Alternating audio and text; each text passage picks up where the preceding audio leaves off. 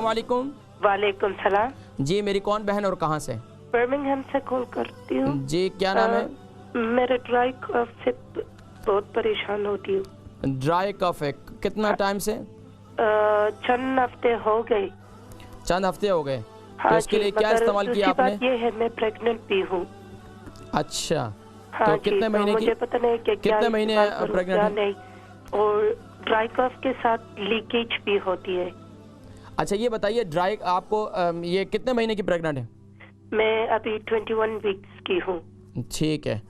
हाँ अभी जी, आप 21 वीक्स। हाँ जी। आपको कब्ज़ की शिकायत तो होगी? कब्ज़ नहीं। चलिए, मैं प्रोग्राम देखे मैं जिक्र करता हूँ, ठीक है। हमारी बहन है बर्मिंघम से फ़ायज़ा, इनको खुश खांसी है और प्रेग्नेंट भी हैं 21 वीक की। अल्लाह रब्बुल आलमीन आफ़ियत वाला और ख़ैर वाला मामला फरमाए और उनको खुशी नसीब फरमाए।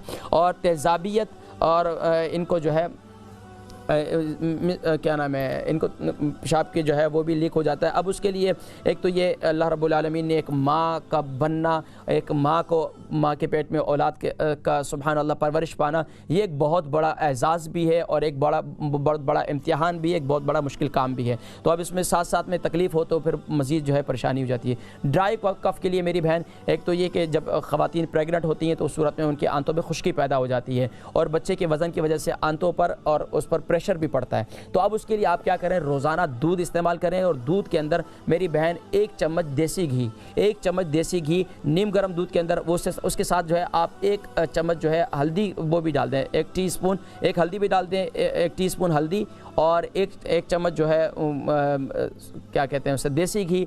ये सुबह नहार मुँह आप इस्तेमाल करें इंशाअल्लाह। और इसके साथ साथ रात को सोते वक्त भी आपकी ड्राई कफ भी दूर हो जाएगी, आपके आंतों के लिए मुफीद है और बच्चे की इंशाअल्लाह सेहत के लिए भी इंतहाई मुफीद है। इससे ज़्यादा आप तेज़ाबियत के लिए, अगर आपको बहुत ज़्यादा तेज़ाबियत हो रही है तो तेज़ाबियत के लिए फिर क्या करें, सिर्फ आप यानी कि 1 घूंट दूध हो 1 गिलास के अंदर और 3 हिस्से उस कप के अंदर 3 हिस्से पानी हो।